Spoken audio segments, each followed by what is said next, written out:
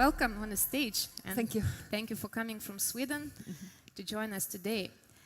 So I would like to start off with asking, you know, you have a very fascinating professional career, and you know, from creating stock exchanges to managing risk, being responsible for risk management for 14,000 employee organization.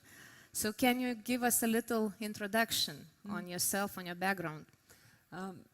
Thank you, Dovilė. It's a great pleasure to be here. I think it's a fantastic event, and I think we, in this part of the world, and as I'm Estonian, I consider myself to be part of this area, we very much need, because we are at the very beginning of starting a discussion about women's roles and how we can actually help women to move forward. So myself, I said I'm Estonian,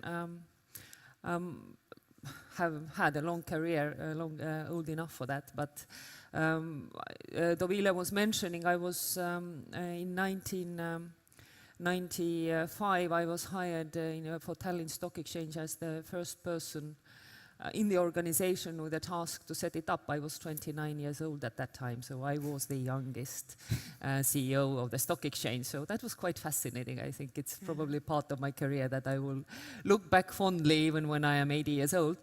And then from there onwards, I was invited to be the deputy governor of the Central Bank of Estonia, was responsible for financial stability there.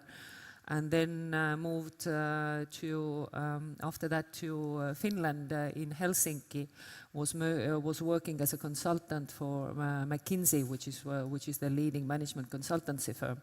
And from there came back to Swedbank and have been now working in Swedbank for 10 years. Started in Estonia, responsible for investment management in our bank in Tallinn. And then moved to Sweden, have been in Sweden now for 6 years. The last 2 jobs have been then head of treasury for Swedbank Group and now the chief risk officer for Swedbank Group. Quite impressive, I must admit. So why these areas? It seems very typical areas for a lady to join risk and treasury stock exchange. Can you tell us a little bit why? Yeah, I think it is all about chances, or because I personally think it doesn't matter which industry you work for, because everything you do with your with your full heart and put a lot of time into it and try to understand what it's about is very interesting. So I ended up being at the stock exchange because when I came back from my master's studies in the US, there was an ad in the newspaper. They were looking for the head of the stock exchange. And I thought I apply, because why not, right? I was just fresh educated from the university. So I had no idea what the stock exchange is. So I took one of my textbooks from the university. There was 2 chapters on stock exchanges. I read them through. Obviously, I knew more than any other who was applying for the job, so they hired me. And from there onwards, it has been basically finance. And I like finance. I think finance is extremely fascinating from the point of view that there is always another complexity you can actually learn, and that makes it very interesting. And when you move around in finance, the issues that you actually tackle are so different that you never get bored. But you're very right. It's an extremely masculine job. For example, when I was there are annual World Bank and IMF meetings, and I've been attending now for the last, I think, 4 years. And the first time I went there, because how it works is that you have all the big banks of the world go there, and then you have a 3 days of very intensive meetings, which is about getting your a little bit measuring the temperature of your relationship. And then you go from one meeting to another. You have about 10 meetings a day, and you meet about 5 counterparts. There's about 5 people in the room, who you meet. So in a day you meet about 50, 60 people, and then you do it for 2.5 days. So altogether you have 150 people roughly what you meet during these 2.5 days. And in the second half of the first day, I started to wonder, but we're all women. because there was none. I was only meeting men. And then I said, okay, now I start to count, because it becomes interesting. How many women do I actually meet in a professional kind of situation who are not bringing me coffee? And I think I ended up with 5 out of 150. So it's an extremely interesting thing. Why do we have so few women in finance? We hope we will change things after this discussion. But it's a very interesting aspect that you have in your path about changes. You moved away from Estonia. I think you were a bit in Russia for a while, then you went to Sweden. Can you tell us about these changes, how it feels being in different countries? And I strongly encourage everybody to give it a try, because it freshens you up. You actually it really stretches you in terms of understanding who you are and what you are capable of. I've always liked international. So my first education was actually English language and literature, because I thought that will help me open up for the world. So that was during the Soviet times. That was the only way how you actually open yourself up for the world. So and that's why I've been looking for the work, for the opportunities to live in different countries. But it takes you a lot out of the comfort zone. Not only because you don't know where the doctor is, and you lose the whole network which you are so used to in your main country. But it also people are different, right? I mean, we are, of course, in substance, we're the same people, but what is okay and what is not okay in interaction, how do you say, especially if you start to work in an environment, how do you make your team deliver what they should be? They're completely different ways how you should do it, and it's very, very exciting, actually, and that's why I've been always looking for opportunities to move from one place to another.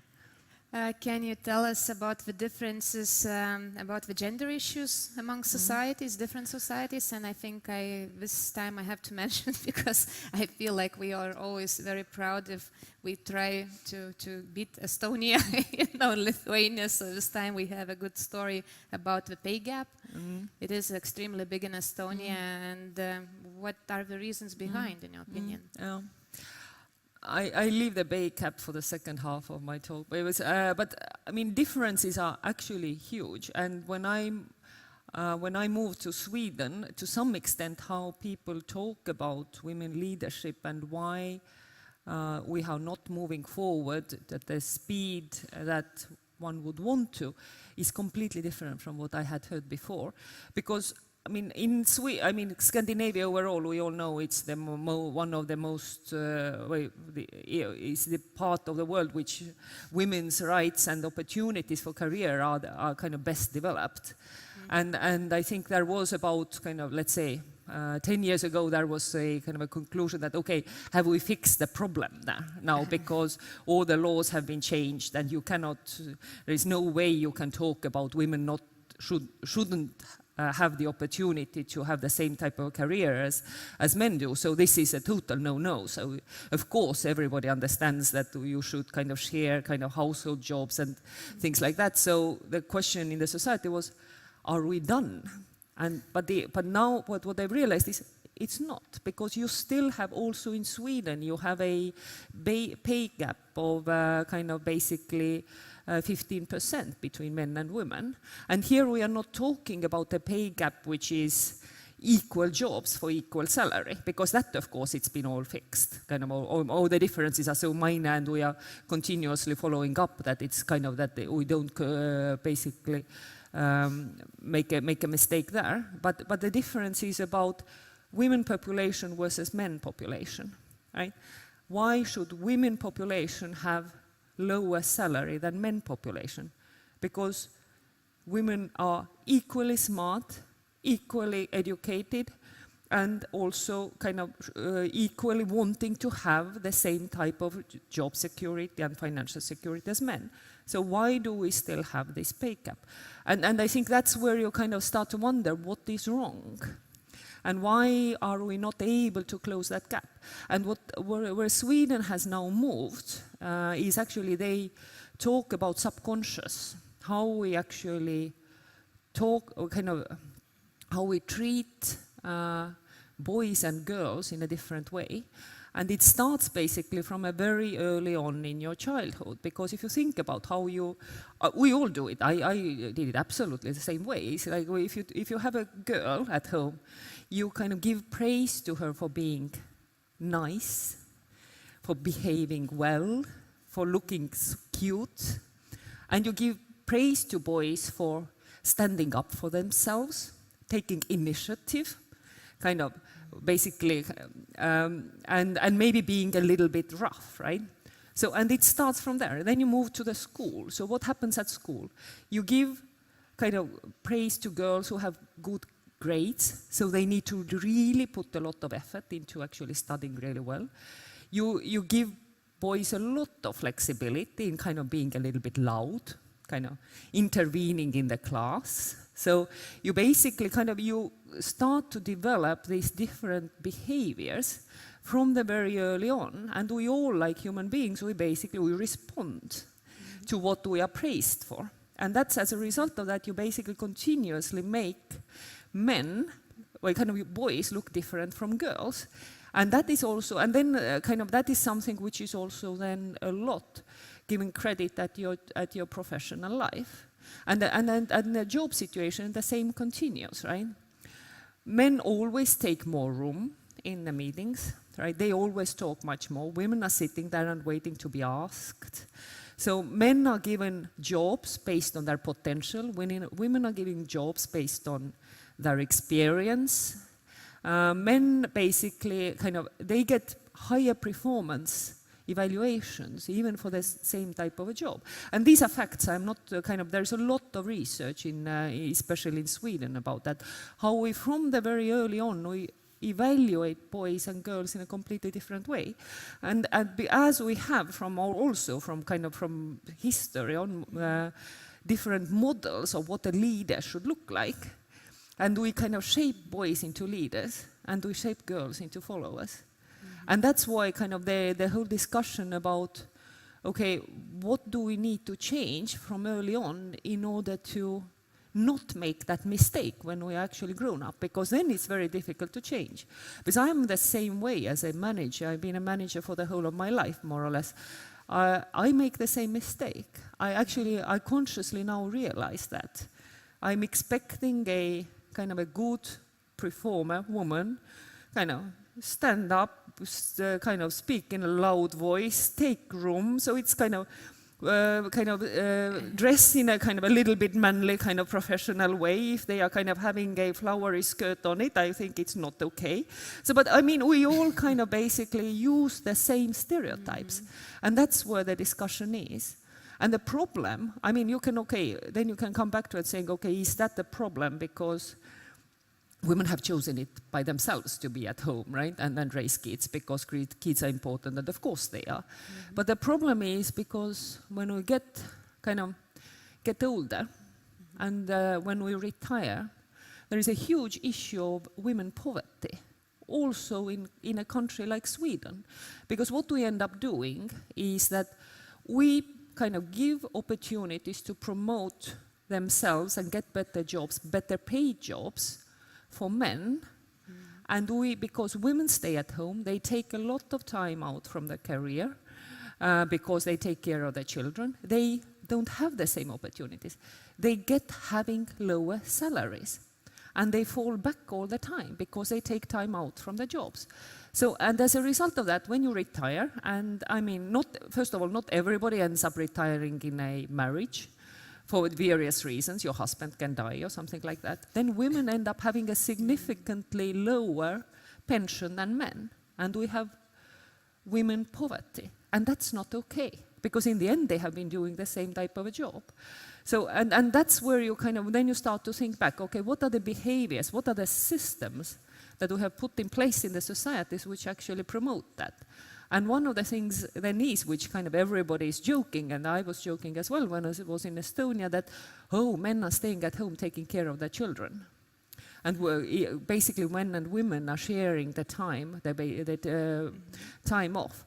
And it's like, why? This is so weird. Women are supposed to stay at home. But if you think about it, I mean, this is the time when you are earning very, very little. So this is the time when you are taking off time from your career. So as a result of that, not only you are not putting aside money for your pension, you are falling back on your career. As a result, you will be significantly worse off.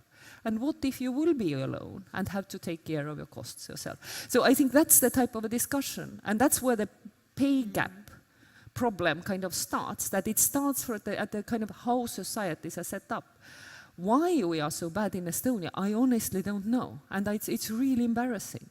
And I kind of, and we, of course in the bank we've been working a lot in kind of taking care of the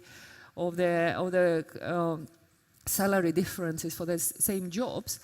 But the big issue is that we have men jobs and we have women jobs. And we pay less for women jobs. And it kind of frustrates me so much. Why should a construction worker earn more than a kind of a kindergarten teacher?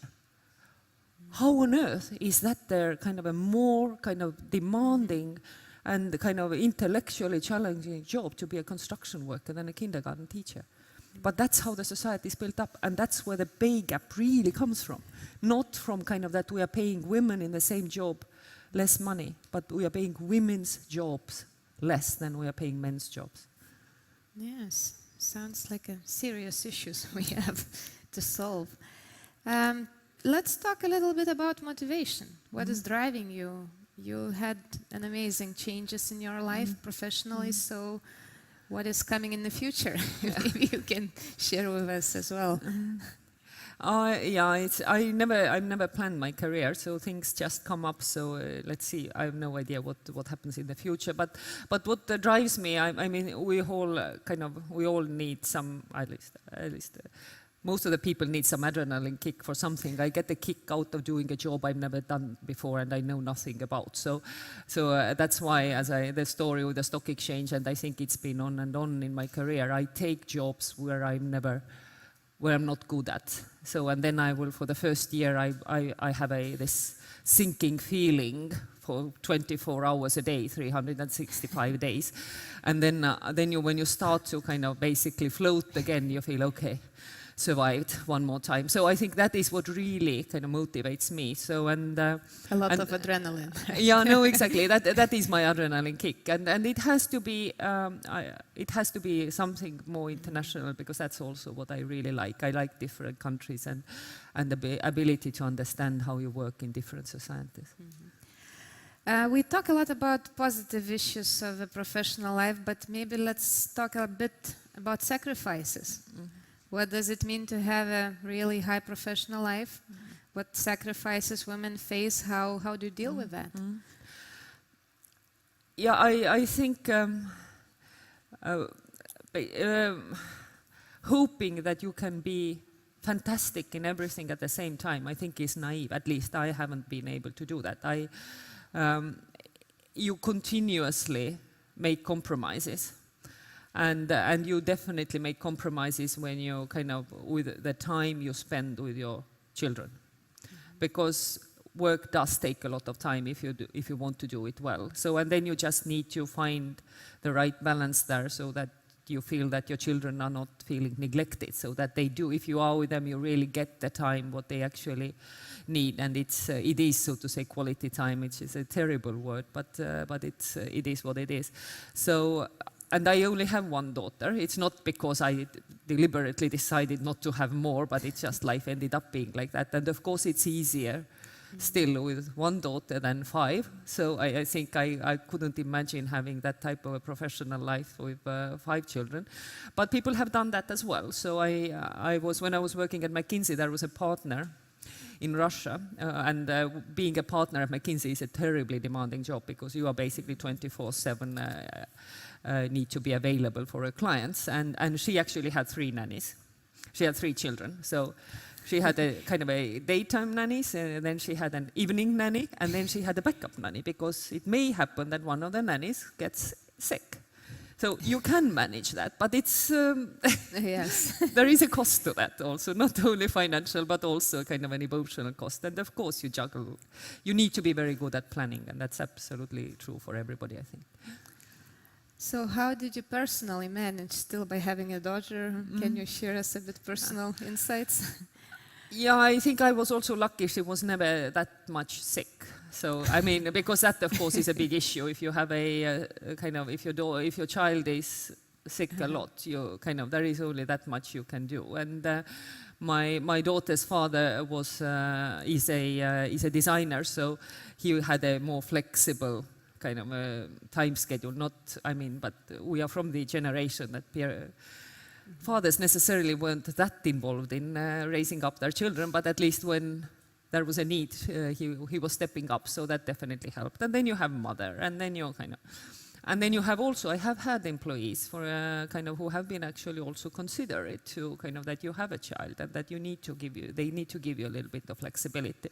But I think the answer is for everybody a little bit different, but the network has to be there. Or if you cannot have it from your family, you need to hire it. There is no other way, because you are not there. It's very naive to think that you can be there, because it's not possible. The demands of the work will be quite big always when you want to move on. So, do you have any secrets how to deal with stress that we face every day in our lives? I think sports is important. I run. I think this is the best stress mitigator, because when you have your head is full and kind of problems are piling up, you go for a run and you come back and you wonder, what I was so worried about. So you need to but you do need to find things that you actually do so to bring down stress, because we all have stress, and you need to get your sleep. That is extremely important, and you need to take, I think, for a long time I've had that you kind of, the second half of kind of the evening of the Friday and the Saturday you don't work. So you start working again on Sunday a little bit, so and you work in the evening. Yeah. But you need to take at least some time where you don't think about work, even if it kind of comes back on you. But otherwise. What about vacations?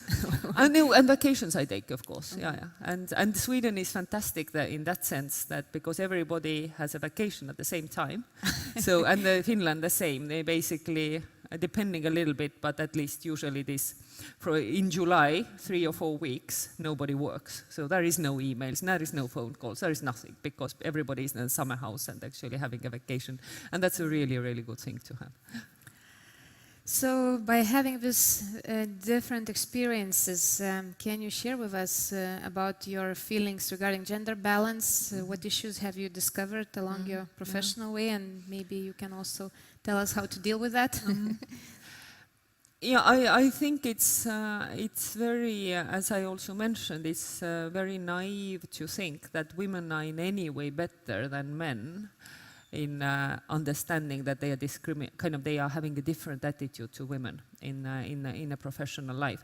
So we need to be extremely conscious about it. And in Swedbank in Sweden, we have actually had several gender trainings about really showing, and it's not kind of and I think the biggest eye openers for let's say the wow effects have mostly been for men, because of course nobody wants to discriminate. It's kind of because it's not nice, right?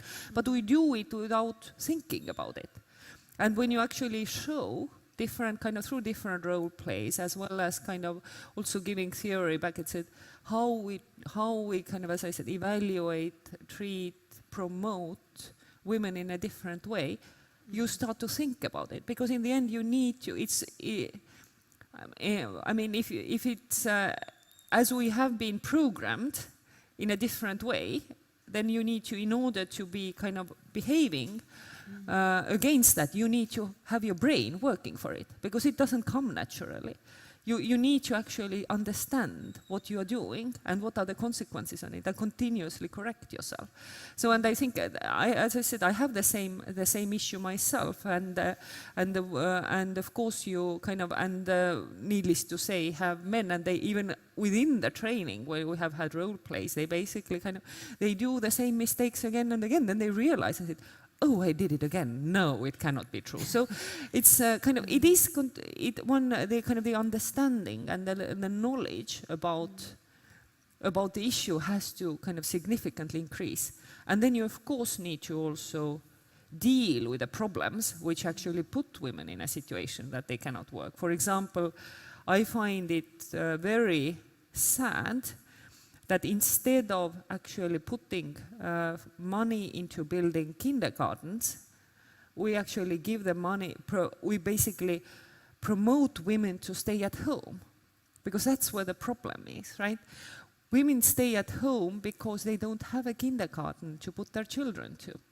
In Sweden, people put their children to kindergarten when they're about 1 year old, but these are small groups, right?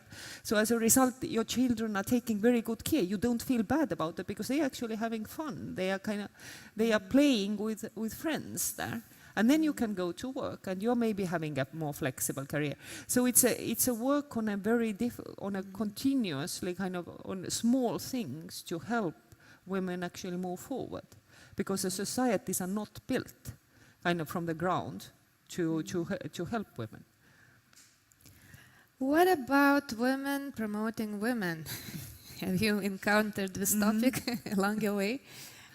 No, but absolutely. I think we probably are a bit more passionate about, I take my words back. I think both men and women can be equally passionate about promoting women, but it's probably still, we understand maybe a little bit better, because we have, I think all of us who have been in that situation have felt what it means. I mean, my best example was when I became head of treasury, and this is equally men's job as many other senior banking jobs. And what we do is you go out and meet investors, and you go into a kind of, it's usually kind of then head of treasury or the CEO or kind of CFO, depending on who it is. And then you have a specialist from investor relations who is actually organizing the trip. And because it's a lot of traveling, so these are usually men, the investor relations people, because it's really kind of, they are on the road about 250 days a year. And then kind of, I had just taken my job, so I hadn't met this particular investor before. And so we went into the room, and then that person had been told that there is a new head of treasury. And of course, then the minute we enter into the room, he turns to the guy next to me and says, "Oh, you're the new head of treasury." Okay, and why did you assume that? So, and that's the kind of the things, because if you have felt what it feels, because in the end, of course, I just get annoyed, but I also am a little bit hurt, right? Because I mean, again, he just thinks because he's a man that he actually has the job. He doesn't think about anything else. So when you know that feeling, what you can have, you actually do believe that you should try to make an effort to promote other women. So I think it's absolutely one should do that, and continuous, and also push your male colleagues to promote women. Because if you're a manager like you and I am, right, so we have a team who is working for us. So not only should we hire people into our team, but we should take all the men, and there is many men working kind of in our teams, right, to basically to say, you need to hire women. Where is your 40-60? Right? Because that's what we are driving in Swedbank in Sweden. You need to have 40%, minimum 40% women and 60% men in our leadership teams, right? And they have the leadership teams below that. So where are your women? Why you are not giving women the opportunity? That's our role as well, not just hiring women into the jobs. Yes. We have a few more minutes left, so I would like to go to the audience, and hopefully we have some questions. There should be a few microphones, and if you have questions, just raise your hand. We will be glad to take your questions. And in the meanwhile, I also have one last very important question for you, Helo. You mentioned you have a daughter. So what career advice would you give to your daughter starting the career? Yeah, my daughter is 26-year-old, and she's a young doctor. So it's a little bit different career path. But what I have been telling her is that you can always do more than you believe. And I think that's the problem again with women. We lack the confidence. So we always doubt what we can do and what we cannot do. And that's why I'm telling you, but give it a try. It doesn't matter, right? Even if it doesn't work out. And mostly it does, because if you think about different careers and where people have succeeded, it's kind of giving yourself an opportunity and then sticking to it, right? It's about resilience. It's first about taking the opportunity and then sticking to it. And if you put your heart and mind in it, you can do that. Don't doubt yourself. And I think we are so good at doubting ourselves all the time, about thinking we are not able to do the things what we offer to us. Okay. So do we have any questions? We could take one question, if there is anyone. I have a question. We don't have. So, I'm a student, so I would like to ask a question. First of all, thank you, Ms. Meigas, for this amazing speech. You said that you generally choose the different path while starting a new business, a new job. So, what makes you like this? I mean, it's really hard to have this courage to start from a different way. Is it about your family or the way the society is in Sweden? What was the main thing for this? Thank you. Somebody else who's wiser than me said that the best thing a woman can do for their children is to have a full-time successful career. And because then and it's actually good both for boys and for girls, because for boys it shows that women should have the same opportunity and they can still be good mothers. So they would choose their wives according to that model, and for girls, of course, to show that women can do it.